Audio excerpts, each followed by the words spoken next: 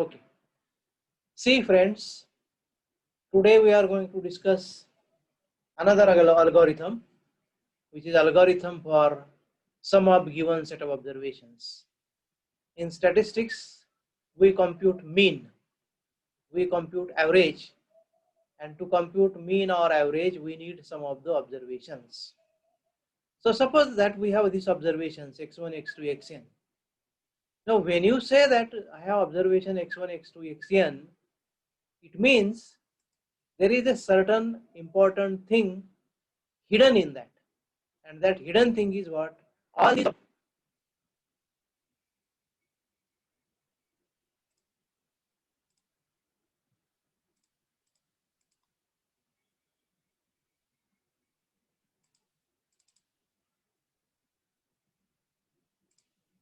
observations are measured on same scale. See here, if one observation is on age, that means in years. Second observation is height, means in centimeter. Third observation is weight, means kilogram. Fourth observation is temperature, degree centigrade. Fifth observation is income, rupees. Sixth observation is expenditure, again rupees. Then I think these observations are not on same scale. Same scale means what? 25 students measured their weight. So you have weight in kg of first student, weight in kg of second student, weight in kg of 25th student. Suppose you have measured temperature of last 50 days. So you have x1, x2, x50 observation. Everyone is temperature, everyone is measured on same scale, degree centigrade. So try to understand when you say x1, x2, xn, that means they are measured on same scale. If each observation is measured on different scale, then that is not your set of observations. That will be your data, but that is not the set of observations. Now in this case, you have to give the finite number of observations. So here number of observations are n. Now how to find sum? See, when you use your calculator to find the sum, the very first step you perform is you clear the screen. You clear the screen, and on your screen you will find 0. So that is this step. You are initializing your screen by 0. Initialize. Because if you don't initialize it, then whatever observation will be there, whatever value will be there, that will be added in your x1, x2, xn, and you will get sum, but that is something different. That is not the sum of your observation, it is something different. So that is why initializing the sum is very important step. Now once you initialize the sum, then you will put x1 in sum, you will put x2 in sum, you will put x3 in sum, you will put xn in sum, and finally you will get a sum which is the sum of all your observations x1, x2, xn. So remember, if you are supposed to add 5 plus 3 on calculator, the first step is initialization, your screen will be 0. You have to add 5 and 3. So you will press first 5, then you will press plus, then you will press 3, and you will read on your screen 8. So it is with 2 observations. The same process we have to perform for 3, 4, 10, 20, 100 observations. Each time you are taking one observation, each time you are updating your variable sum. Now updating means what? If your observation is negative, sum will be reduced. If your observation is positive, sum will be increased. It is just like a updation of your bank account. X1 transaction on first day, X2 transaction on second day, X3 transaction on third day, Xn transaction on nth day. Now these transactions are either way. You can withdraw the money, or you can deposit the money. When you withdraw the money, your balance will reduce. If you deposit the money, your balance will increase. So this is the meaning of x1, x2, xn. Value of negative value will reduce the sum, positive value will add the sum. So remember this. Now we'll write down the algorithm for this sum. See the first step. Start the algorithm for sum of given set of observations. As we know that every algorithm has start and stop, two indicating steps. So first step, start the algorithm for given set of observations. Now second step is important. How many observations you are going to add? So what is the value of your n? So you are supposed to give the value of n, which is nothing but your first input. This is your first input, the value of n, value of data points or size of the data. The third step you can imagine, which is sum equal to 0. And I have written in the bracket, it is initialization. So every time when you are going to add, you have to do initialization by 0. And when you are going to do multiplication, you are supposed to initialize by 1. Because if you initialize by 0, and if you are going to multiply, every time you will get 0, 0, 0, 0, 0. But if you multiply by 1, you will find that you will not get 0, but you will get the appropriate multiplication. So this is the initialization step. Now step 4, let I is equal to 1. Now I is equal to 1 means my first observation. Step 5, input the value of xi. So what is your first observation? Give that value. Step number 6, sum is equal to sum plus xi. Now don't treat this equation as a mathematical equation. Sum is equal to sum plus xi. Because if you treat this as a mathematical equation, you will find that sum will cancel and you will get xi is equal to 0. So it is not a mathematical equation. It means what? The earlier sum is added by xi and the new total is again saved in the same variable sum itself. So it is an updation of the variable sum. You are updating. See, for example, in bank, once you open the account, for every transaction, your account number will remain same. You may have hundreds of transactions. Your account number will remain same. It will not change. So here also, sum plus xi means earlier sum, previous sum plus xi will be given the same variable name sum itself. So it is a updation. Now let us come to step number 7.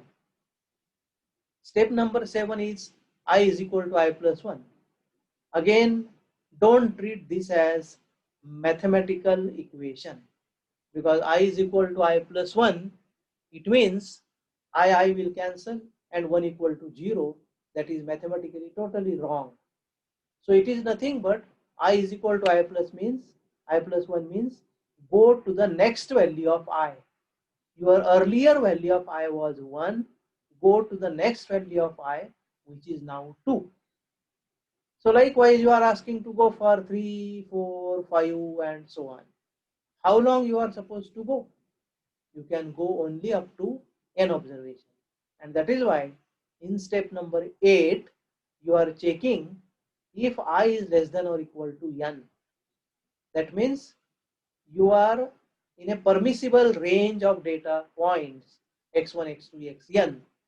Then go to step number 5. So you are repeating this step number 5, step number 6, step number 7, step number 8. You are repeating this. These data, these steps, which one? These steps you are repeating. This is called as loop. This is called as loop. You are performing same steps again and again. So that is why it is called as loop. Now, what you are doing here? Input the value of x2. Sum is equal to sum plus x2. I is equal to I plus 1 means I is equal to 3. If I less than or equal to n, again come here. If I less than or equal to n, again come here. And when your I is greater than n, means this condition is not satisfied, then you will come to step number 9. So you will jump to step number 9 only if I is greater than n. Now what is step number 9? Step number 9 means you have added all the data points x1, x2, xn. You have now ready the value of sum, and you are supposed to asking it display sum, which is your final output. And once you get the output, your algorithm is at the end, and so I will write stop the algorithm for sum of the given set of observations. So this is the sum of the observations. Now likewise, I will give an exercise now. Likewise, you may write down this, whatever I am giving you. You may note down this. Write the algorithm for, I will write here.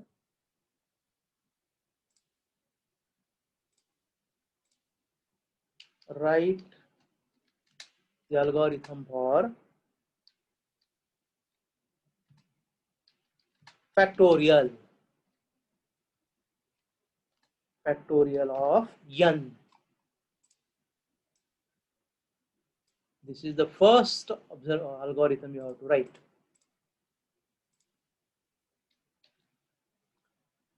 The second algorithm which I am going to ask you is write the algorithm for sum of the squares of given data point data set.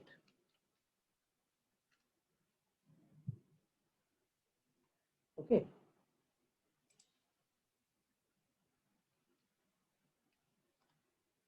Write the algorithm for some of the squares of given data set.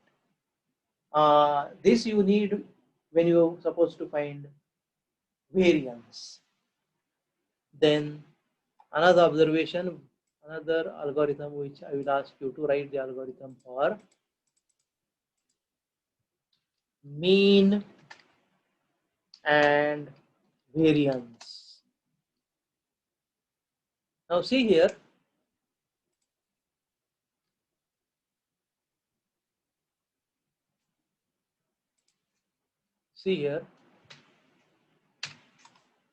write the algorithm for mean and variance. For mean, you can use my earlier algorithm where you have to add one more step. That mean will be sum divided by n. And for variance, you have to combine my earlier algorithm and your this sum of the squares of observations. Then you can find the variance. Write the algorithm for coefficient of variation, CV.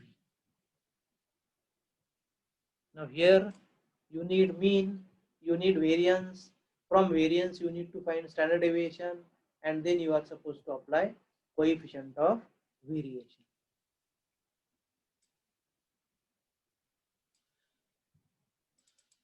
Write the algorithm for covariance. Write the algorithm for covariance.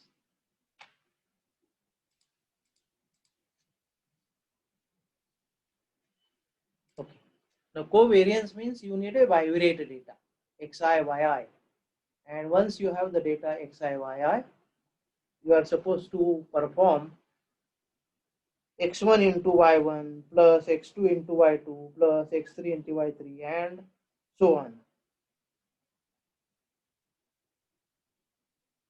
Right? Covariance. Once you find the covariance, you are in a position to find correlation coefficient.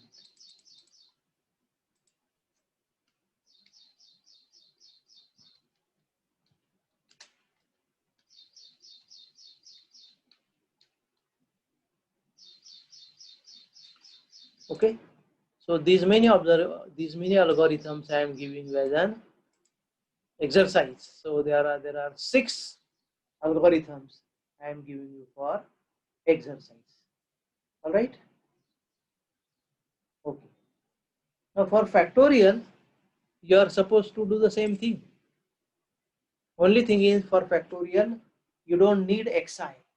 Factorial 5. It means what? 5 into 4 into 3 into 2 into 1. So you don't need it here there xi. So try to use your logic. Now writing the algorithm is a very good practice of developing your logic. Okay.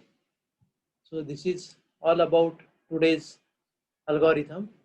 From tomorrow I will start with what is called as flow chart. So 2 days I will use for flow chart, and thereafter we will start with our C language, right?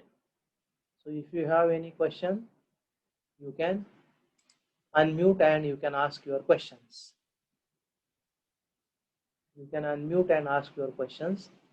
You are supposed to submit your this exercise or assignment as early as you can, or you can send me one by one. I will check it. I will send you some corrections if at all there are. Otherwise I will say okay. Okay. So if you have any question, you can unmute yourself and I will answer your question.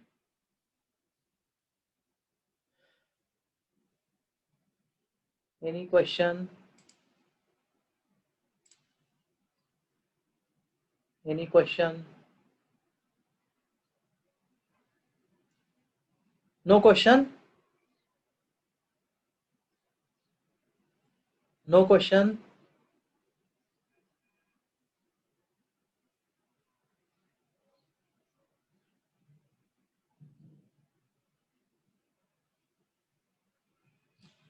Okay, yesterday I asked you that I want to take the meeting of your parents, and you are supposed to give me the suitable time of your parents so that they can attend the meeting.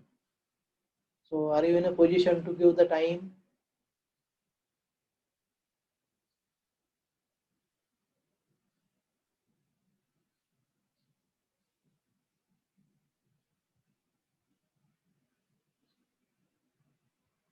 Are you in a position to give me the time?